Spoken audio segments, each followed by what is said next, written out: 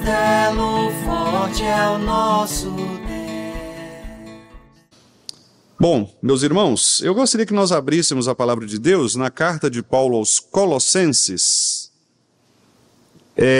Hoje ainda eu não vou retomar o tema da confissão de fé, e eu não vou tratar mais do aspecto da disciplina como nós estávamos tratando. Eu dei por encerrado, no último estudo de escola dominical, mas eu gostaria ainda de falar um pouco a respeito do pastoreio coletivo, do exercício da disciplina mútua, da maneira como a igreja ela pode se pastorear, de modo que todos nós somos pastores uns dos outros.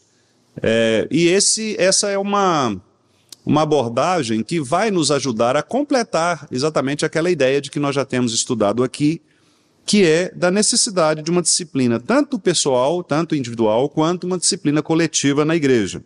Mas hoje nós vamos falar um pouco mais a respeito deste pastoreio que há entre nós, entre o povo de Deus, como que nós, igreja, podemos crescer na graça e no conhecimento do nosso Senhor Jesus Cristo, à medida que nós cuidamos uns dos outros, O cuidado de uns para com os outros. Então esse é o tema que eu gostaria de abordar, o exercício da disciplina mútua.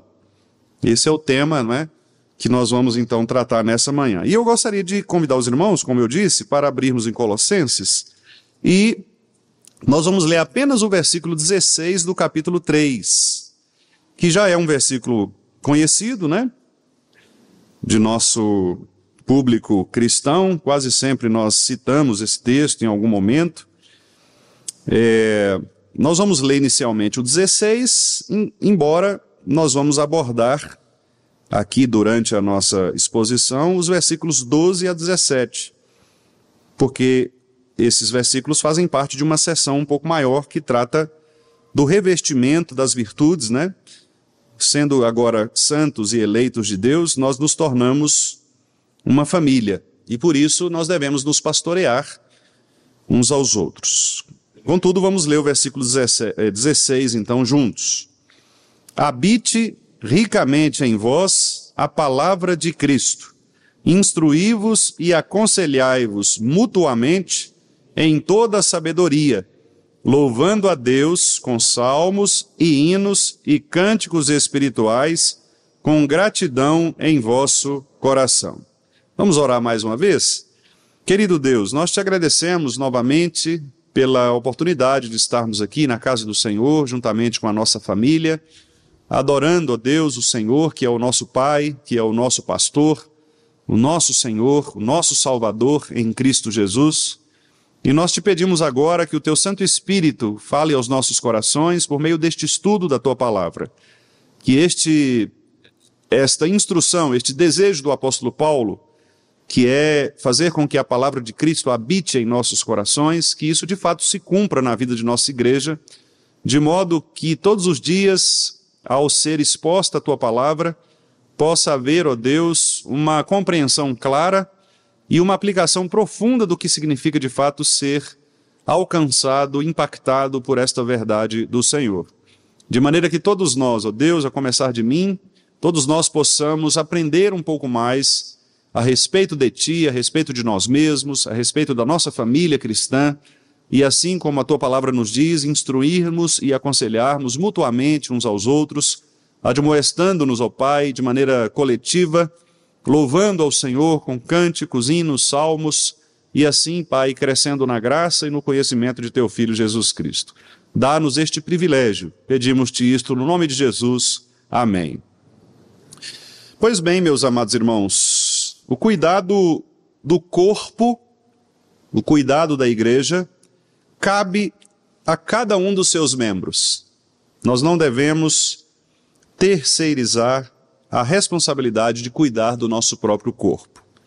Quando nós vamos aplicar essa verdade ao nosso corpo físico, obviamente nós sabemos da responsabilidade do autocuidado, não é verdade?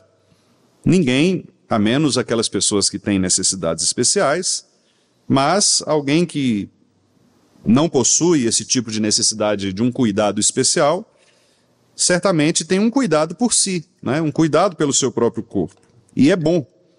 quando nós cuidamos do nosso próprio corpo, quando nós conhecemos o nosso próprio corpo. Às vezes, uma pequena dor, um pequeno incômodo, às vezes algo diferente que acontece ali no nosso intestino, na nossa cabeça, no nosso olho, nós somos capazes de perceber e somos capazes de tratar, de identificar esse problema. Essa ideia, essa metáfora, né, ela também deve ser aplicada para a igreja.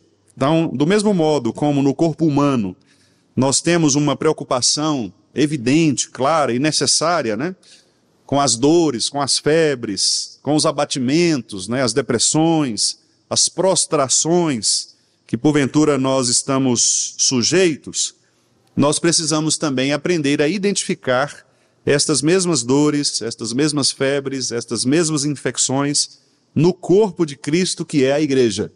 Então, este é um ponto de contato muito interessante. Nós sabemos, porque Jesus Cristo disse isso, que nós, enquanto igreja, enquanto corpo, passaríamos por doenças, por enfermidades. Nós vamos sentir algumas dores coletivamente, nós teremos febre, teremos abatimento. Às vezes nos sentiremos prostrados diante de situações como, por exemplo, pecado não tratado, como, por exemplo, perseguição, como uma situação que envolve um ensino deficiente, e outros tipos de problemas, né, que podem nos alcançar. E uma constatação muito interessante, meus irmãos, é que, geralmente, a morte das igrejas locais, a morte dessas igrejas, geralmente está muito associado exatamente a esta falta de cuidado. Na Bíblia nós temos alguns exemplos de situações desse tipo. O exemplo, talvez, mais claro para que a gente possa examinar nesse primeiro momento, é da igreja de Laodiceia. E eu peço aos irmãos para que abramos em Apocalipse, no capítulo 3, para que a gente não faça necessariamente um exame desse texto, mas que a gente se lembre desta instrução do nosso Senhor Jesus Cristo à igreja em Laodiceia. Está no capítulo 3 de Apocalipse, a partir do versículo 14. A igreja de Laodiceia faz parte daquelas 7 igrejas que receberam instruções do nosso Senhor Jesus Cristo. De todas as igrejas, é aquela que não recebe nenhum tipo de elogio da parte de Jesus. A crítica a esta igreja, ela também é uma crítica indiferente. E a razão dessa indiferença de Jesus pela igreja de Laodiceia é porque Jesus entendeu que esta igreja ela estava numa situação extremamente caótica. E os irmãos vão perceber a razão à medida que nós lermos o texto. Apocalipse 3,14. Ao anjo da igreja, que é o seu pastor, em Laodiceia escreve: estas coisas diz o Amém, a testemunha fiel e verdadeira. Aqui falando de Jesus Cristo, o princípio da criação de Deus. Então, Cristo está falando à igreja o seguinte: conheço as tuas obras. Cristo conhece todas as igrejas. E ele diz de Laodiceia que Laodiceia nem é frio nem quente, ou seja, Laodiceia é uma comunhão de pessoas, uma reunião de pessoas totalmente indiferente para Deus. Quem dera fosses frio ou quente. Assim, porque és morno e nem és quente nem frio, estou a ponto de vomitar-te da minha boca. Todos aqui já tiveram a experiência de tomar alguma coisa que é meio morna, né? Você toma uma água que não está nem quente, nem dá aquela sensação ruim, né? Meio de náusea. Esta é a imagem que Jesus utiliza aqui. Pois dizes, estou rico e abastado e não preciso de coisa alguma. Era uma igreja autossuficiente, soberba. E nem sabes que és infeliz, sim, miserável, pobre, cego e nu. Eles tinham uma visão equivocada de si mesmos, né? Eles se achavam, no entanto, não eram nada. Pelo contrário, eles estavam na pobreza espiritual, mas eles pensavam que eram suficientes. Bem parecido com o contexto de 1 Coríntios 5, que nós vimos, que diante de um pecado, eles estavam ensoberbecidos, né? Aquilo não afetava. Aconselho-te. É muito interessante que nas igrejas anteriores não existe essa palavra aconselhamento. Nas outras palavras, nas outras igrejas, Jesus Cristo usa outros tipos de verbo. Por exemplo, quando Jesus disse, olha, arrepende-te, lá em Éfeso, né? Ou ele diz, por exemplo, a igreja de Filadélfia, conserva. Então, geralmente nas 6 igrejas anteriores, o Senhor Jesus ele dá uma ordem. Aqui ele não dá uma ordem. Curiosamente, ele diz, eu te aconselho. E alguns entendem que isso aconteceu exatamente porque a igreja ela estava numa situação tão desprezível do ponto de vista do olhar de Deus, que era indiferente se essas pessoas voltassem ou não. Então é como se dissesse, olha, eu te aconselho a fazer isso. Agora, se você não fizer, para mim não vai fazer diferença. O estado que vocês estão já é um estado de realmente perda, já não. Se ganhar alguma coisa, será uma grande vantagem. Aconselho-te que de mim compres ouro refinado pelo fogo para te enriqueceres. Então aqui Jesus diz que a verdadeira riqueza, que eles achavam que era a riqueza material, ou mesmo uma riqueza imaginária, né, que eles fabricavam, a riqueza ela está em receber do próprio Jesus a purificação, que é o ouro refinado pelo fogo. Essa imagem no Apocalipse é uma imagem de purificação. O ouro ele era submetido a uma temperatura altíssima, né, o fogo, então as impurezas eram tiradas. Então é a ideia de purificação. E a única maneira de nós nos purificarmos é passarmos pelo fogo, por essa limpeza espiritual, né? Vestimentas brancas para te vestires, que é um símbolo de pureza, de santidade, a fim de que não seja manifesta a vergonha da tua nudez. A vergonha da nudez, porque veja que lá em Adão, Deus fez roupas, né, para Adão e Eva, porque eles perceberam que estavam nus em razão do pecado. Então o pecado, ele nos deixa nus, no sentido de que as nossas podridões, elas são manifestadas. Quando nós nos vestimos de Cristo, nós somos bloqueados, né, e portanto a nossa podridão ela é substituída pela santidade de Cristo em nós.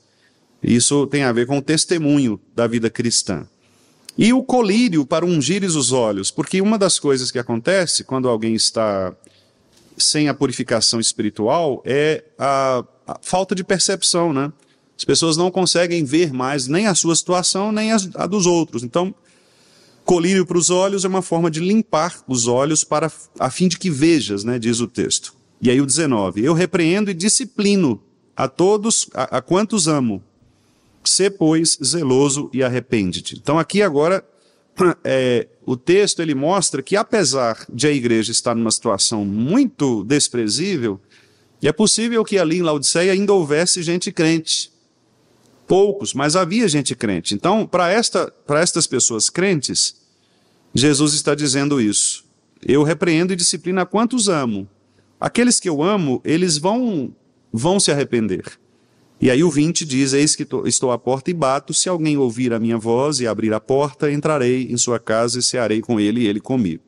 Aqui não é um texto evangelístico, é um texto de comunhão, de santificação.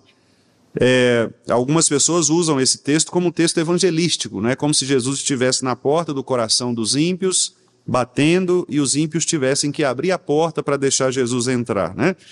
Mas não é esse o sentido. Aqui Jesus está falando para crentes que estão na igreja de Laodiceia e que vão ouvir a voz do Senhor, vão ouvir a repreensão, e estes que forem tocados pelo Espírito, eles vão abrir a porta e vão cear com Jesus, ou seja, restabelecer a comunhão perfeita com Cristo. E aí ao vencedor dar-lhe-ei sentar-se comigo no meu trono, assim como também eu venci e me sentei com meu Pai no seu trono. Quem tem ouvidos ouça o que o Espírito diz às igrejas. Então, este talvez seja o maior exemplo, o melhor exemplo de uma igreja que permitiu, meus irmãos, praticamente a sua morte, né?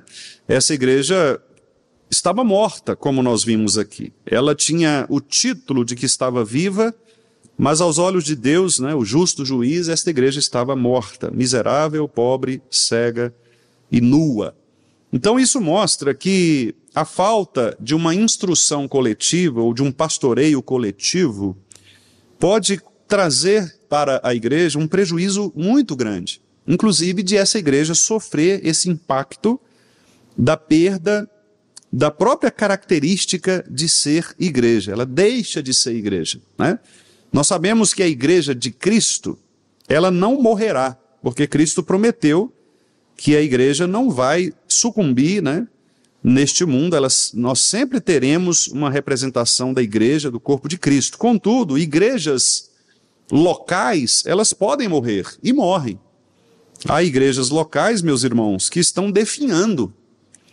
Há igrejas locais que estão gemendo, sofrendo, e não tão distantes de nós.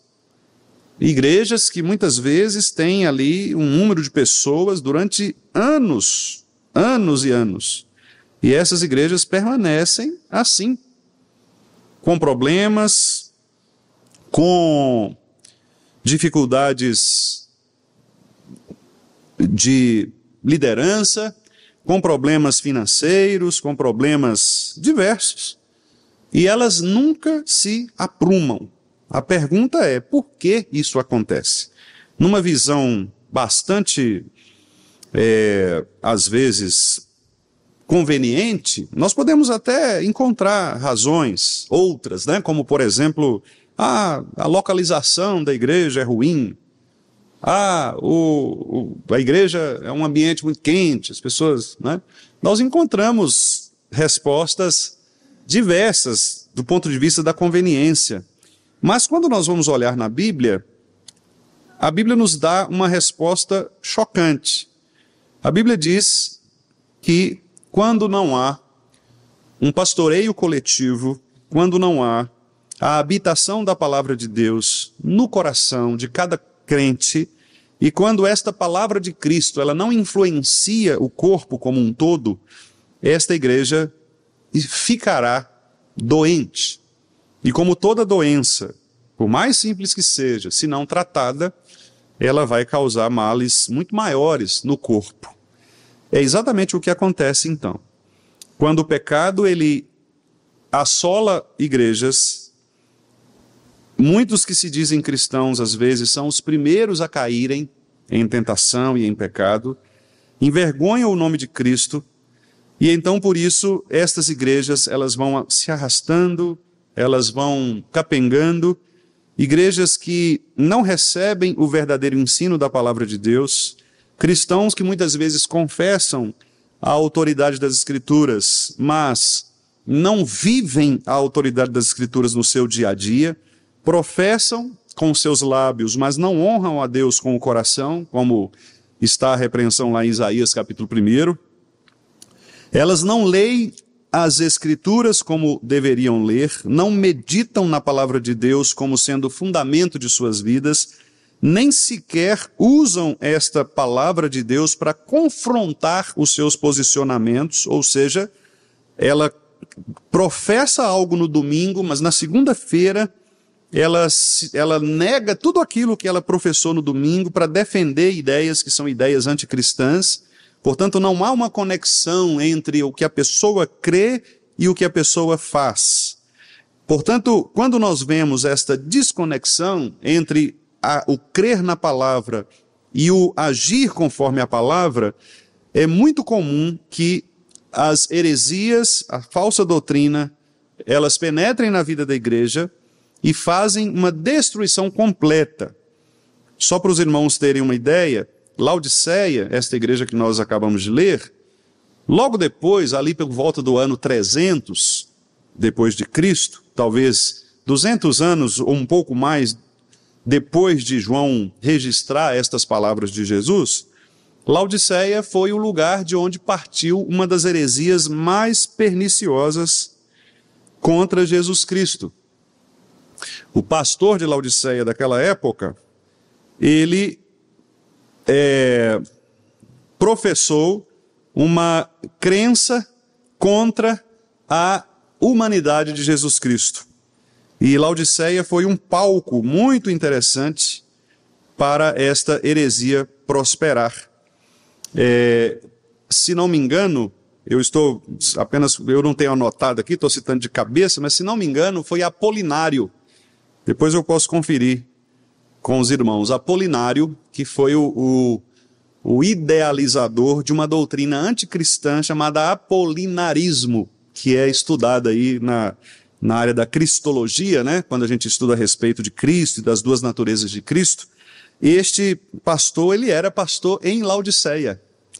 Então você percebe que a falta de cuidado doutrinário, a falta de fundamentação na palavra de Deus, no ser de Deus, produz pessoas com problemas doutrinários, e toda pessoa com problema doutrinário, ela terá também, por consequência, um problema na sua vida prática. A doutrina falsa, meus irmãos, ela produz sempre um estilo de vida falso. Todo fundamento falso produz uma experiência falsa, uma experiência negativa, uma experiência anticristã, ok?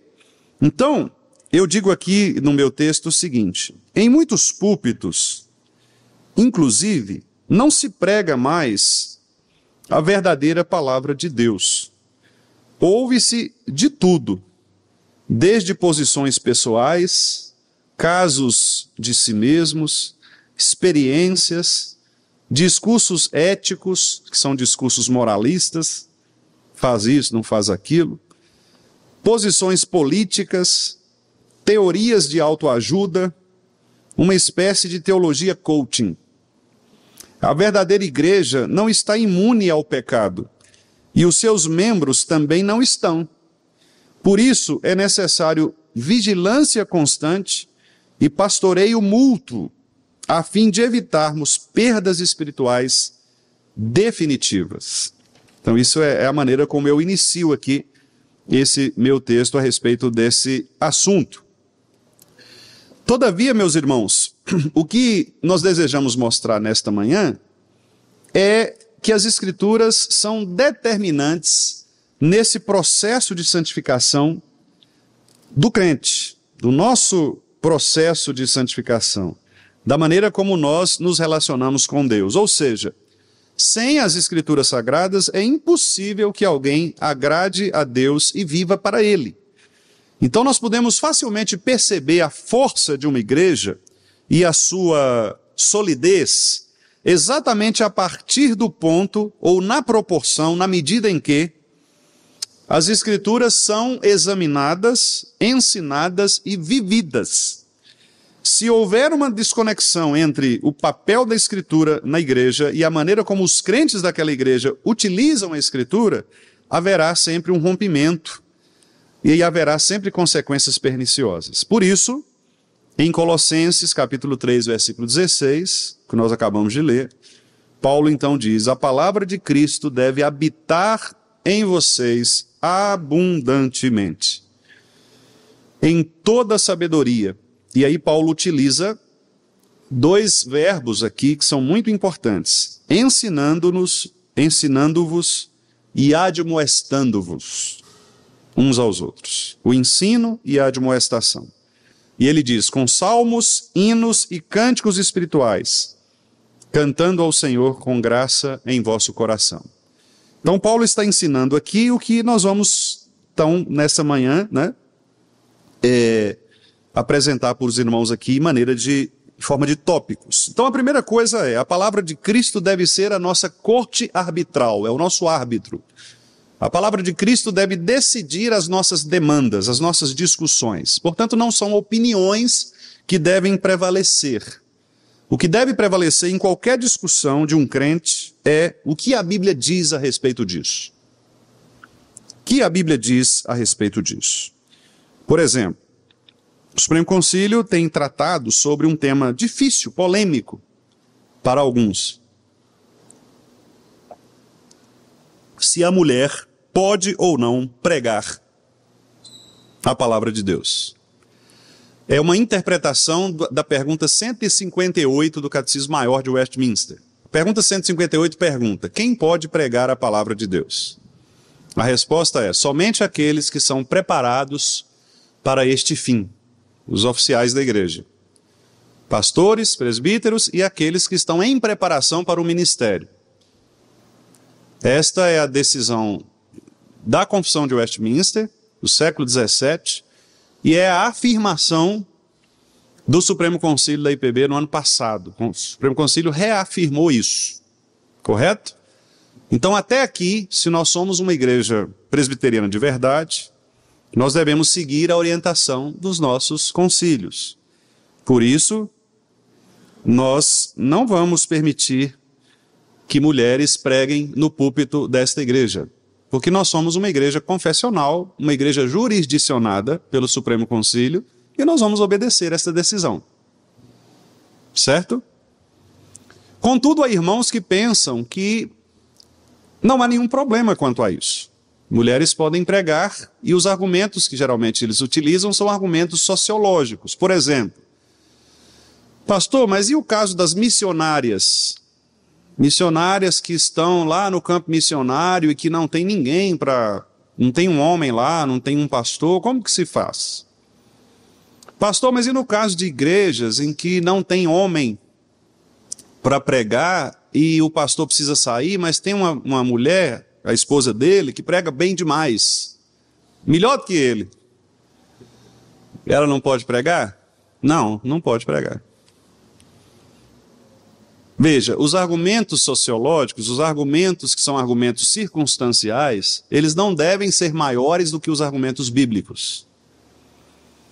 Eu sei que não é tão simples assim de você aceitar, porque nós estamos acostumados sempre a usar os sis, as exceções da regra para estabelecer a regra. No entanto, o que a Bíblia quer é que nós estabeleçamos a regra.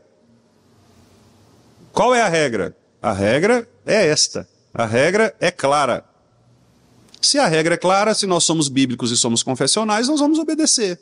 Até que, em algum momento, talvez, uma interpretação, um esclarecimento maior, um esclarecimento, digamos, mais aprofundado, talvez, jogue luz sobre algum aspecto que nós não conseguimos ainda verificar. Mas enquanto a palavra de Deus não nos dá respaldo, não nos dá afirmação para isso, nós não devemos fazer.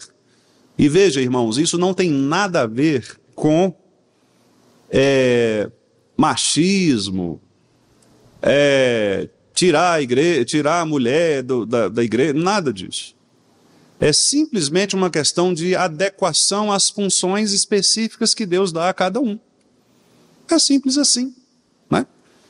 Deus ordenou todas as coisas de modo que todos caibam na edificação do corpo de Cristo. Você tem o seu lugar no corpo de Cristo. Paulo disse isso com tanta clareza, ele disse, olha, o olho não pode querer ser o dedo. Eu não sei, eu lembro uma vez de um episódio dos Trapalhões, e o Didi, eles fazendo, aí teve uma mágica lá de alguém, e aí o olho do Didi veio para o dedo, né? A ponta do dedo. Aí ele chegava assim na esquina, nas esquinas, e aí o Dedé falou assim, eu estou curioso para saber como que você vai fazer no banheiro.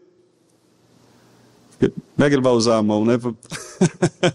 Para as necessidades especiais, né? Então, é isso. O olho não pode ficar na ponta do dedo. O olho tem um lugar certo. A mão tem um lugar certo. Tudo tem um lugar certo, né? O apêndice, tudo está certinho lá, a vesícula. Nada é trocado de lugar, né? Porque senão dá problema. Então não é uma questão de eu achar, eu gostar, eu pensar que é assim. É uma questão do que a Bíblia afirma. E há coisas que são difíceis mesmo de nós aceitarmos. Porque a Bíblia, meus irmãos, nunca é para nos deixar confortáveis. Porque quando nós estamos confortáveis diante da pregação, significa que nós estamos num estado de perfeição que não precisamos mais ser incomodados pela verdade da palavra. O ideal é que todos nós saiamos daqui todos os domingos chateados com a palavra de Deus. Poxa, de novo, Deus só fica batendo na gente. Esse é o ideal. Por quê? Porque todas as vezes que isso acontece, é uma forma de nós percebermos a nossa falência, a nossa pequenez, a nossa podridão, o nosso pecado, certo? E nos arrependermos, nos consertarmos diante do Senhor. Lembre-se de 1 Coríntios 5 e de Laodiceia. Os dois contextos mostram igrejas soberbas. Igrejas, nós também, a gente não precisa melhorar não. A igreja do Vale não tem nenhum problema. Não, nós já estamos... Sei que o pastor está falando, não acontece com a gente não, né? E aí você vai perceber o seguinte, que não é bem assim, certo? Não é bem assim. Nós estamos diante de uma situação que precisamos avaliar nossa vida sempre à luz da palavra de Deus, meus irmãos. Então é isto que a provocação de Paulo aos Colossenses também nos induz a fazer. Nós devemos desejar que o Espírito de Cristo, usando a sua palavra, habite ricamente em nós e com isso, com toda a sabedoria, nós possamos ensinar uns aos outros e admoestar uns aos outros a partir da palavra de Deus. Por isso o texto é Salmos, Hinos e Cânticos Espirituais. Muito bem, a palavra deve ser então o árbitro, deve ser a corte arbitral, ela deve decidir as nossas questões. Eu digo aqui o seguinte, observe que o apóstolo Paulo diz, a palavra de Cristo habite em vós abundantemente. A ênfase do apóstolo é sem dúvida no fato de que onde a palavra de Deus, a Escritura Sagrada está presente, aí haverá sempre solidez e fundamento claro para a tomada de decisões e a criação de estilos de vida coerentes. Portanto, esse é o principal ponto. Caso não haja na igreja a centralidade da palavra, não haverá como estabelecer os demais pontos. Se a Bíblia não for colocada como árbitro nas nossas discussões, meus irmãos, nós vamos perder a guerra contra o pecado. Não há nada que possa vencer o pecado nas nossas vidas que não seja a palavra de Deus. Não existe outra teoria humana que seja mais poderosa do que a palavra de Deus. Não existe nenhuma teoria humana que ensine como a evangelização deve acontecer se não for a palavra de Deus. Não adianta você ler livros de instrutores de marketing com esta finalidade. Você pode até ler para aprender a respeito da área, mas você não vai converter pessoas usando marketing. Você vai converter pessoas usando a palavra de Deus. O marketing pode até te ajudar na propagação dessa palavra, e ajuda. Mas você não espera converter o coração por causa do marketing. Quem converte é o Espírito Santo do Senhor. Deus nos dá sabedoria, óbvio, para fazermos as coisas fazermos as coisas melhores, né? Por exemplo, o fato de o conselho da igreja desejar fazer uma reforma no templo, é óbvio que isso envolve o conforto, o bem-estar das pessoas. E é claro que se um visitante vem à nossa igreja e encontra um ambiente agradável, né? Um ambiente gostoso, com um ar-condicionado, com iluminação adequada, com um som adequado, é óbvio que ela vai se sentir muito mais confortável.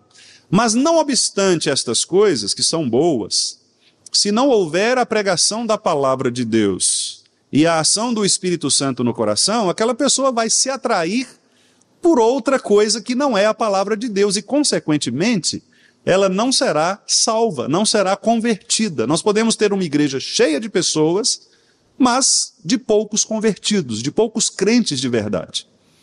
Porque quem converte é a palavra, quem converte é o Espírito Santo, e é o Espírito que deve decidir na palavra o que nós devemos fazer. Como deve ser a igreja do Senhor?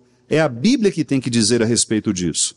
Eu digo aqui ainda no texto, em tempos de relativização de conceitos, ou seja, não há mais verdades absolutas, vale qualquer tipo de opinião, em tempos também de uma sociedade cada vez mais individualizada, inclinada a padrões distintos daqueles estabelecidos pelas Escrituras, é necessário que a Igreja do Senhor reveja sua relação com a palavra.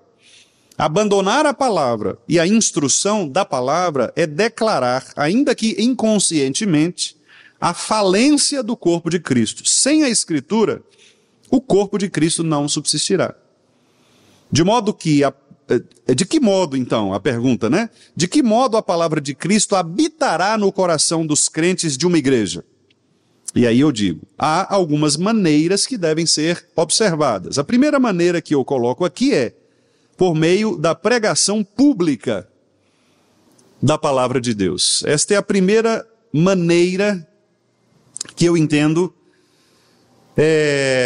que é o modo como os crentes são instruídos, ou o modo como a palavra de Cristo habita no coração dos crentes, por meio da pregação da palavra. A pregação da palavra de Deus é o meio sublime, instituído pelo próprio Deus para a instrução geral da igreja. É por meio da pregação da palavra que uma igreja é devidamente alimentada toda semana pela palavra do Senhor. A pregação da palavra gera crescimento, amadurecimento, correção e educação, porque esse é o papel que a palavra desempenha. Vamos abrir lá no texto que todos conhecem? Segunda carta aos Tessalonicenses, capítulo 3, versículo 17. Desculpa, irmãos. Segunda a Timóteo 3, 17. Vamos ler o 16 também, né? Segunda Timóteo 3, 16 e 17.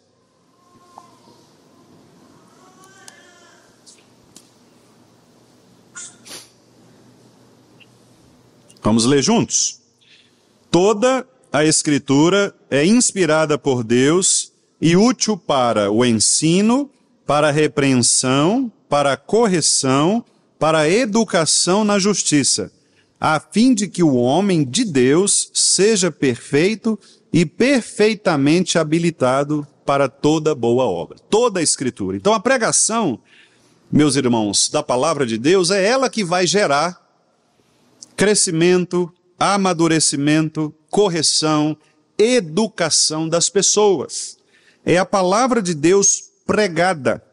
Então aqui eu levanto duas questões importantíssimas. Nós teríamos outras, mas eu destaco duas. Primeiro, o pregador da palavra, se uma das coisas que o pregador precisa ser, meus irmãos, é fiel à Bíblia e não a si mesmo. Por quê? Porque se ele for fiel a si e não for fiel à Bíblia, ele pode enfraquecer o rebanho do Senhor. E o que eu estou me referindo aqui quando eu digo fiel a si mesmo e não à Bíblia? Às vezes há pregadores que eles têm preferências por certos temas, certas ideias, a sua formação de vida, ela tende a influenciar a leitura que ele faz das Escrituras. E aí não é tão incomum assim nós percebermos, por exemplo, uma leitura enviesada do texto bíblico a partir daquela influência que aquele pregador tem. Então, se aquele pregador ele tem uma preferência por determinados temas, o que ele vai fazer? Ele vai sempre procurar aqueles temas que são mais afeitos à sua preferência. E quase sempre a leitura que ele vai fazer dos textos é uma leitura influenciada pelas suas preferências. A pregação da palavra de Deus é algo muito diferente disso. O pregador, ele precisa estar convicto diante de Deus de que o que ele precisa é transmitir o que Deus disse. Inclusive, verdades que afetam a ele próprio. A ele próprio. O próprio pregador deve estar disposto a confessar para a igreja: irmãos, esta mensagem também é para mim. Eu precisei prepará-la para os irmãos, mas ela me afeta primeiramente, antes de afetá-los. Ou seja, eu preciso romper com as minhas preferências e analisar a palavra de Deus sem o meu olhar influenciado pelas minhas preferências. Isso será, meus irmãos, 100% possível? Talvez não. Porque como pecadores que nós somos, nós vamos correr o risco sempre de a nossa visão errada estar na interpretação do texto. Mas, como o pregador deve agir? O pregador deve ser uma pessoa responsável, uma pessoa fiel a Deus, uma pessoa estudiosa, uma pessoa que tenha de fato o desejo de dizer as palavras certas que Deus disse naquele texto. E meus irmãos, eu falo isso aqui diante de vocês com muito temor, porque eu sei que os irmãos ouvem, né? E hoje isso é muito comum, e não vejo nenhum problema quanto a isso, né? Os irmãos ouvem diversos pregadores. Hoje, se você abre a internet, né? Se você abre o YouTube, o Instagram, você tem ali para todos os gostos, né? Você vai ouvir gente de tudo quanto é jeito, linha, etc. E a dúvida que mais passa, né, na nossa cabeça é a seguinte: por que tem diferenças, né, de interpretação? Às vezes o pastor fala uma coisa, o outro pastor fulano falou diferente. Em quem nós vamos acreditar, né? A gente acredita no pastor Wendel, acredita no pastor André Valadão, acredita no Silas Malafaia, acredita no Hernandes Dias Lopes, no Augusto Nicodemos, no Jeremias Pereira, né? Em quem a gente acredita? Guilherme de Carvalho. Quem a gente vai acreditar, né? Porque às vezes são posições diferentes, interpretações diferentes. Então eu sei que estas situações, elas ocorrem. E aí eu vou dar um conselho aos irmãos. Talvez o único conselho diante dessa situação é o seguinte: a Bíblia ensina para nós que, diante de situações desse tipo, nós temos um grande professor, o Espírito Santo. Ele é o maior professor. Maior professor. Os puritanos, quando escreveram a Confissão de Fé, eles disseram o seguinte: olha, a Escritura explica a própria Escritura. Por quê? Porque o Espírito Santo, ele atua na Escritura. Deus não fala fora da Escritura. Certo? Deus não fala fora da Escritura. Então a Escritura precisa se explicar, ou seja, eu tenho que comparar um texto com outro, uma verdade com outra verdade, para saber se é isso mesmo. Então, o remédio que nós temos é examinar as Escrituras cuidadosamente. Se você pega alguém que disse uma coisa, outra pessoa que disse outra diferente, uma terceira que disse, compare. Vá ao texto bíblico, leia. Peça a opinião de uma outra pessoa, um irmão talvez mais maduro. Mas não fique nesta de achar que todo mundo está certo. Todo mundo não está certo, não.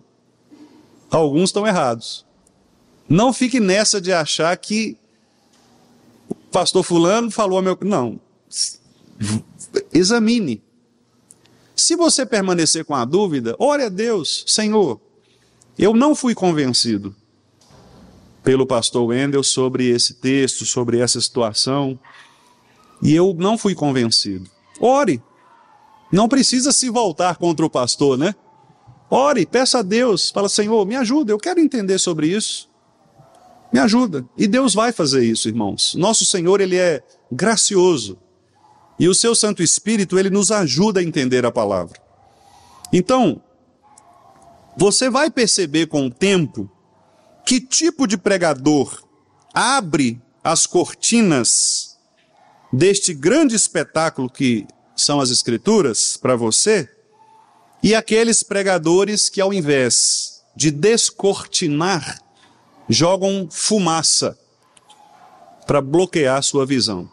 Tem pregador que simplesmente abre o texto e fala de coisas que você olha para o texto e fala, gente, eu não estou conseguindo ver isso aqui. Né? Porque de fato não está lá. É só por isso, você não está vendo porque não está lá mesmo. Né?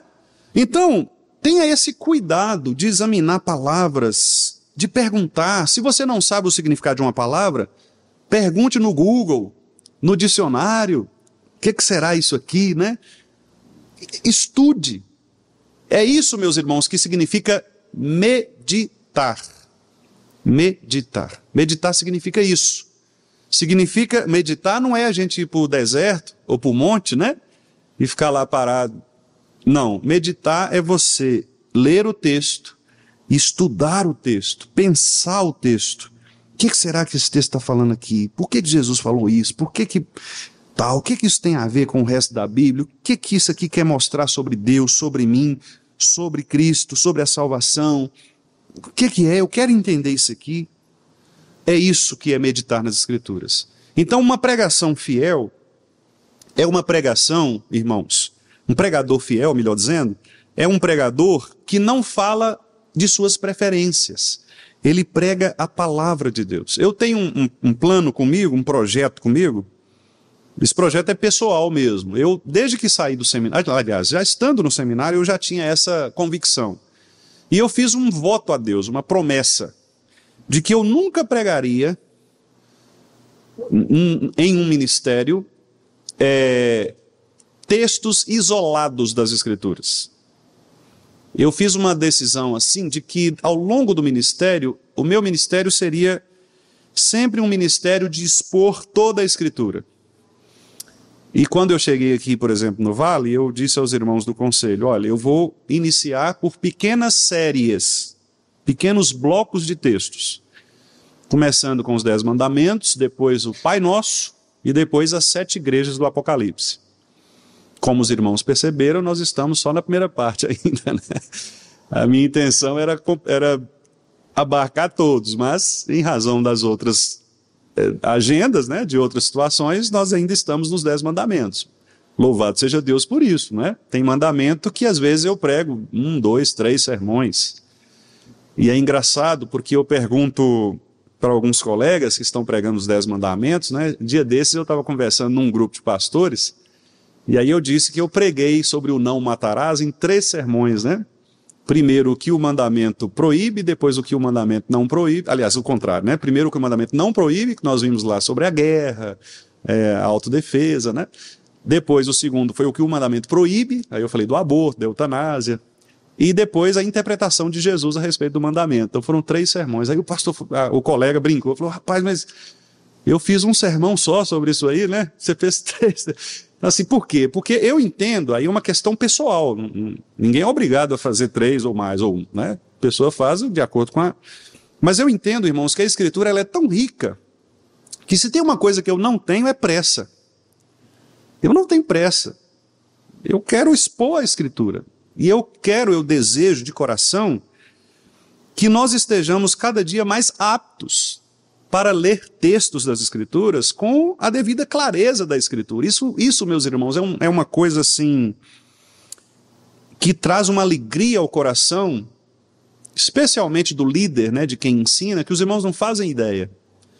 Se tem uma coisa assim que me deixa extremamente feliz, é quando eu exponho um texto e alguém chega para mim e fala, pastor, eu nunca tinha ouvido falar sobre isso. Eu nunca tinha ouvido essa interpretação. Né? Aí eu costumo brincar e falar assim, por isso que eu estou aqui, né? Porque se fosse para falar o que todo mundo falou, aí não tem graça, né? Você tem que ter alguma coisinha diferente, não tem? Você vai comer na casa de uma pessoa, você vai na casa de outra, você quer uma coisinha diferente, né? Senão, se comer tudo igual, fica meio... Então, é gostoso quando você abre a palavra de Deus e você expõe, como Paulo falou lá aos presbíteros de Éfeso, né? Paulo falou assim, olha, eu expus a vocês todo o desígnio de Deus. Isso é muito interessante. Quer dizer, é você não ficar focado em preferências, mas você expõe a Bíblia. Então, voltando lá, a minha ideia é, depois de expor esses pequenos blocos, essas pequenas séries, né? Eu quero, para que os irmãos acostumem, né, com essa ideia de sermões expositivos em série, em sequência, com a graça de Deus, Deus permitir, eu pretendo, depois de vencidas estas pequenas séries, 10 Mandamentos, Pai Nosso e Apocalipse, as 7 igrejas, eu quero expor livros inteiros. Então nós vamos passar aí, quem sabe, 1 ano estudando sobre Efésios, por exemplo, né? Depois, tá, então, livros inteiros, para que os irmãos, para que a gente aprenda a ler a Bíblia como um todo, não é? Não que você não possa, de vez em quando, aqui e ali, trazer um sermão específico, diferente, não tem problema, não é errado fazer isso. Mas eu penso que, quanto mais nós nos acostumamos a uma ideia bíblica, a uma linguagem bíblica em sequência, progressivamente, você vai se acostumando, você vai aprendendo a ler a Bíblia como um livro todo, não apenas pensando aqui ou ali doutrinas. Então,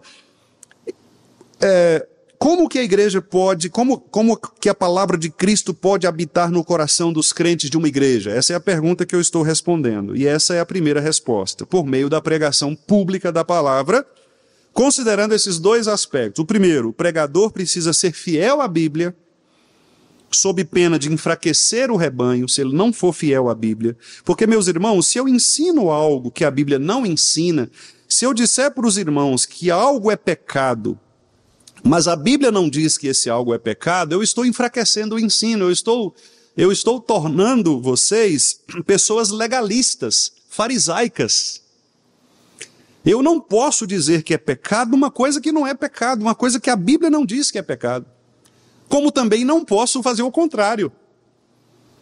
Deixar de dizer o que é pecado quando a Bíblia diz que é pecado. Não importa o que seja. Esta fidelidade ela é extremamente difícil, mas é o que transforma o coração das pessoas. E é onde as pessoas encontram um lugar de repouso, de refúgio. Porque não tem coisa melhor, meus irmãos, do que você confiar no seu professor. Se você está fazendo um curso e você faz uma pergunta ao seu professor e ele responde você e você se sente satisfeito, isso abre uma porta muito maior para você continuar estudando aquilo. Não é verdade? A mesma coisa é a exposição da palavra de Deus. Se eu prego, mas eu não deixo claro, se eu não exponho a dúvida, se eu não entro naquilo que é a dúvida, e não trago uma resposta, eu posso causar um mal para a igreja. Isso não quer dizer que eu tenha que saber tudo. Mas como professor, como docente, como expositor da palavra, eu tenho que ser responsável por aquilo que eu digo. O maior medo que eu tenho, meus irmãos, é abrir um texto e falar o que o texto não está falando. Eu morro de medo disso. Porque eu não vou prestar contas, não é para o conselho. É para Deus. E aí eu tenho medo de chegar naquele dia do juízo e falar assim, olha, o jeito que você ensinou a igreja do Vale lá, você está errado. E aí, né? Tem gente que não se importa, abre o texto e fala, aqui, meus irmãos, Deus está falando isso. Aí você fala, onde é que esse cabra achou isso aí nesse texto? Né? Mas cada um dará conta de si mesmo a Deus. Eu falo por mim, eu tenho muito temor de abrir um texto e dizer para os irmãos o que a Bíblia não diz, né? E repito, todos nós corremos esse risco, todos nós, né? Por isso, esse temor que nós temos de ter diante de Deus, de não falarmos aquilo que Deus não autorizou que falássemos. E o segundo ponto aqui que eu coloquei é que a igreja precisa também dar o real valor à Escritura. Por quê? Porque a Escritura é o centro da igreja. É o centro. Então, se a igreja preferir outra instrução que não seja a Escritura, meus irmãos, do mesmo modo haverá também enfraquecimento. É tanto o papel de quem ensina, quanto o papel de quem recebe. A igreja deve estar pronta para moldar a sua vida a partir daquele ensino que está sendo produzido. E é por isso que nesse ano nós estamos insistindo nesses temas, né?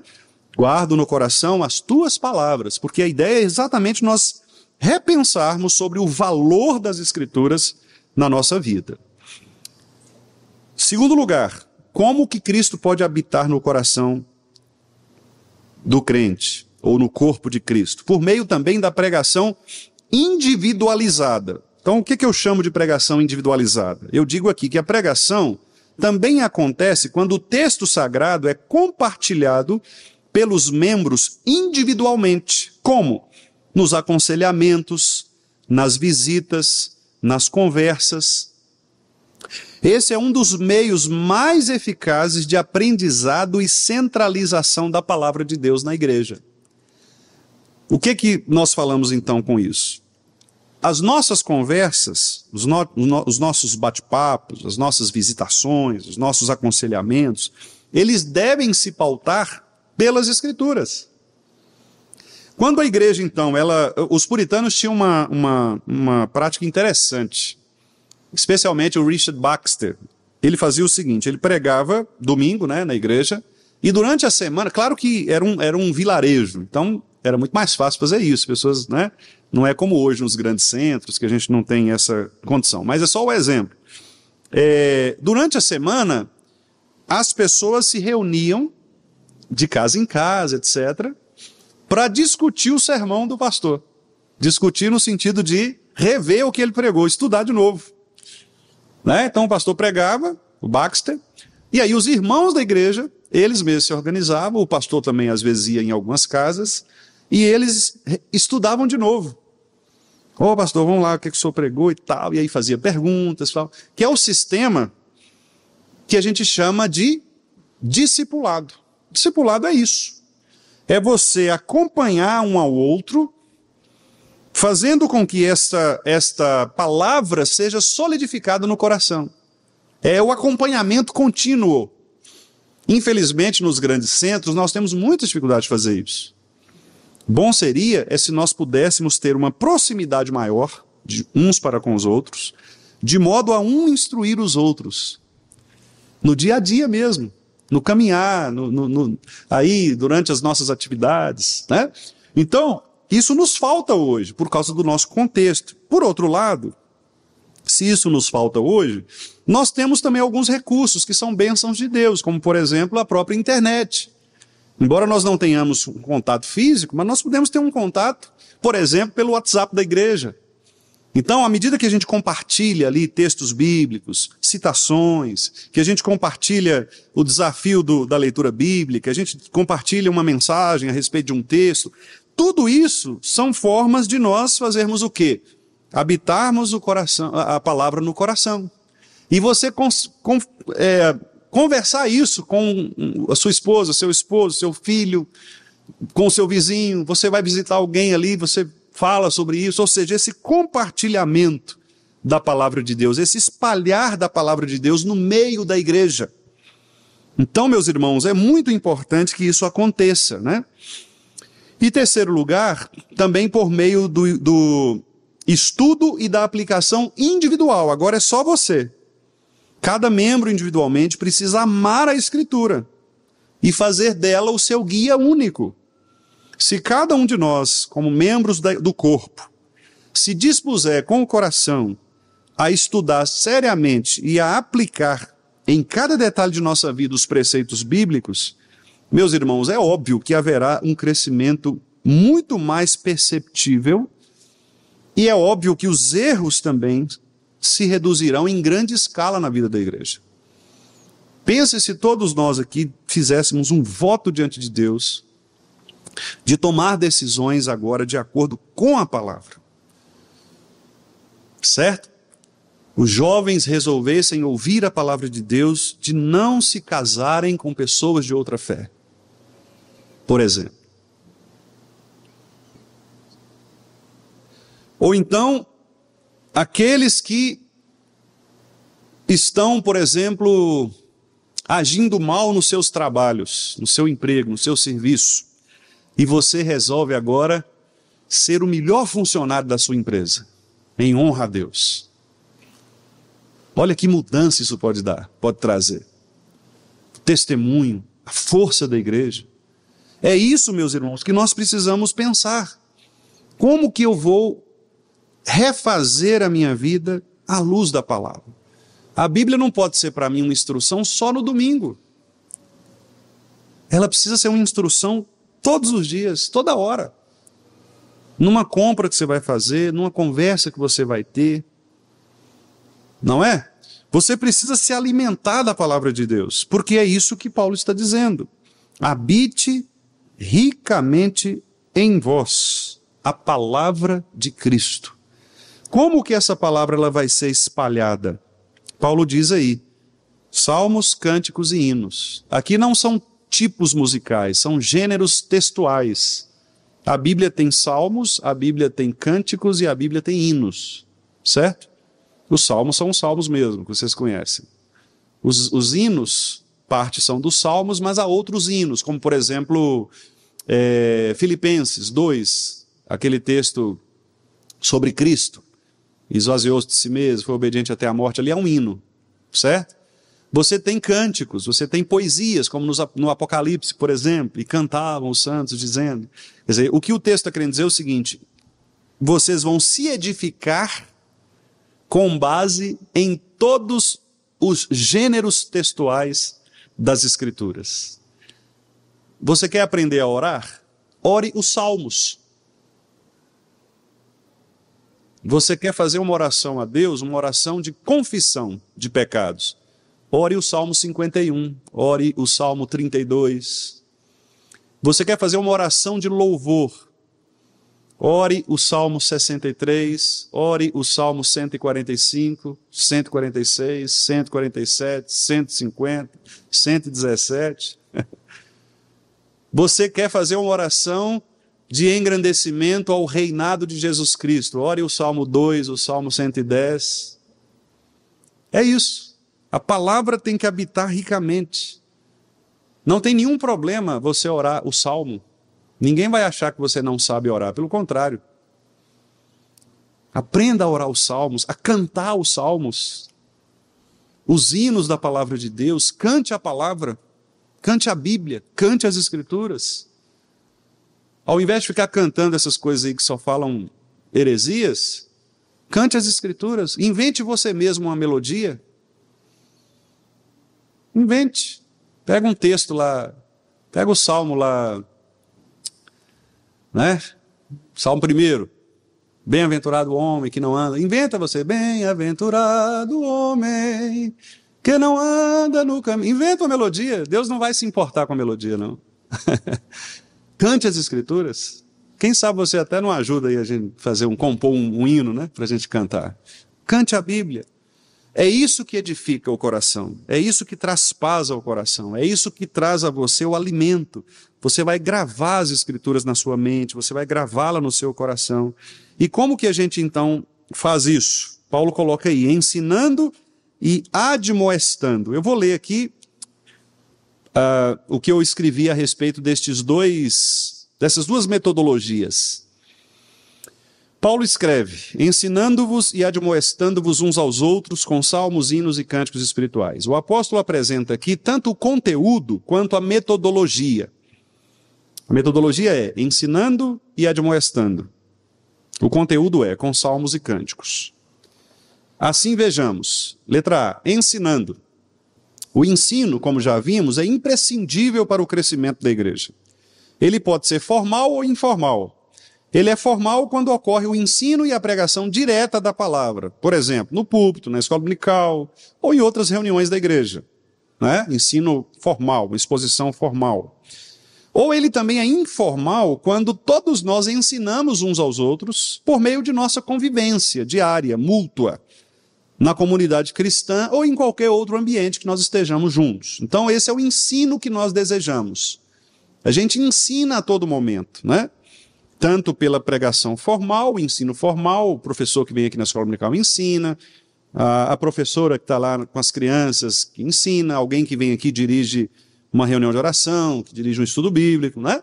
Então ele está ensinando, são ensinos formais. Mas existe também o ensino informal, que é o bate-papo do dia a dia, é a conversa do dia a dia, que também ensina a partir de aconselhamentos, a partir dessa troca de experiência da palavra. E segundo, admoestando.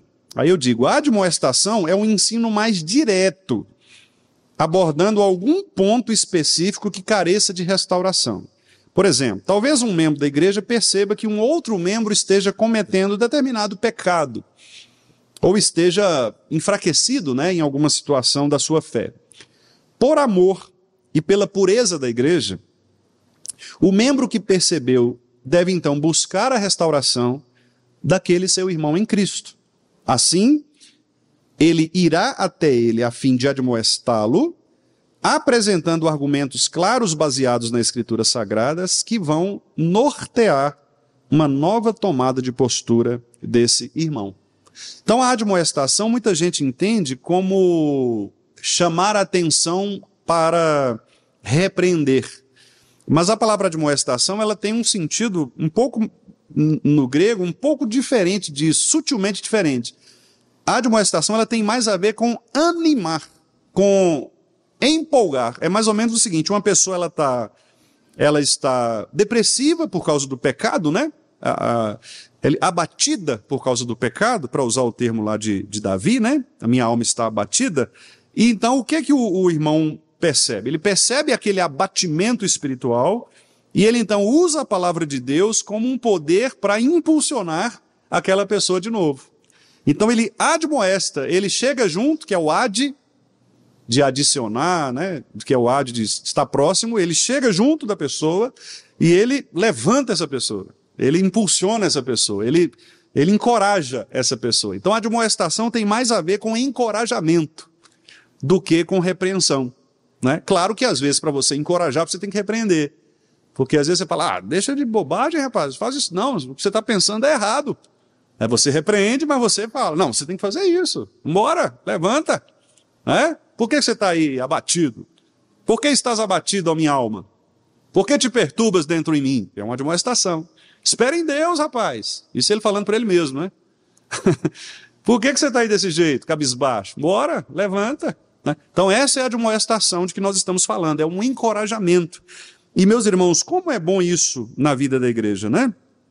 Às vezes, irmãos estão cansados por várias razões, né? E como é bom nós ouvirmos uma palavra de incentivo, uma palavra de encorajamento, não é verdade? Às vezes a pessoa está ali com uma situação, às vezes até de pecado mesmo, quem sabe cometendo algum pecado, e você percebe que ela não está, e você vem, encoraja, você restaura aquela pessoa. Como é bom a gente, às vezes, aconselhar um irmão, e ele vem diante da gente, assim, todo fraquinho, todo acabado, confessa um pecado, e você, não, meu irmão, nós estamos juntos, caminhar junto com você, o que você fez é errado mesmo, merece a disciplina do Senhor, mas nós estamos juntos, nós somos seus irmãos. Vamos deixar você cair, não vou deixar você sozinho, não. Vamos levantar. O semblante muda. Você percebe até o sangue da pessoa subindo de novo, né? Vive de novo, porque ela vê o quê? O encorajamento. Ela vê a mão que está ali para levantar e não o pé que está lá para terminar de empurrar para o buraco, né? Melhor é serem dois do que um. Porque quando você estiver no buraco, o outro vai lá e acaba de te empurrar, né? Não. O outro vai lá e te levanta pela mão. Então essa é a dinâmica bíblica do aconselhamento mútuo. É o encorajamento de uns para com os outros. Nós não devemos nos tornar pedras de tropeço. E nós nos tornamos pedras de tropeço quando nós instruímos erradamente os nossos irmãos em Cristo. O contexto do texto lá é falso ensino.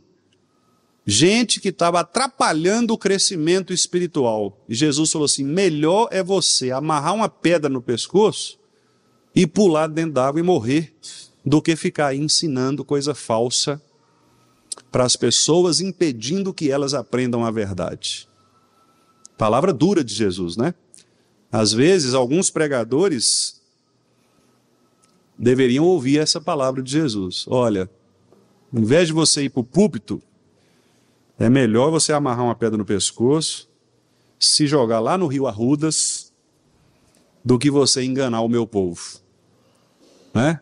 E que Deus nos dê graça, meus irmãos, e que Deus nos dê sabedoria, que Deus nos dê temor dele, que Deus tenha misericórdia, especialmente de mim e dos meus irmãos presbíteros, que têm também ocupado, aqui o ensino, para que nós sejamos fiéis ao Senhor. Que Deus nos dê esse temor diante dele, para não sermos falsos profetas, não sermos mestres que pensam apenas nas nossas preferências, mas que nós possamos instruir a igreja conforme a palavra de Cristo.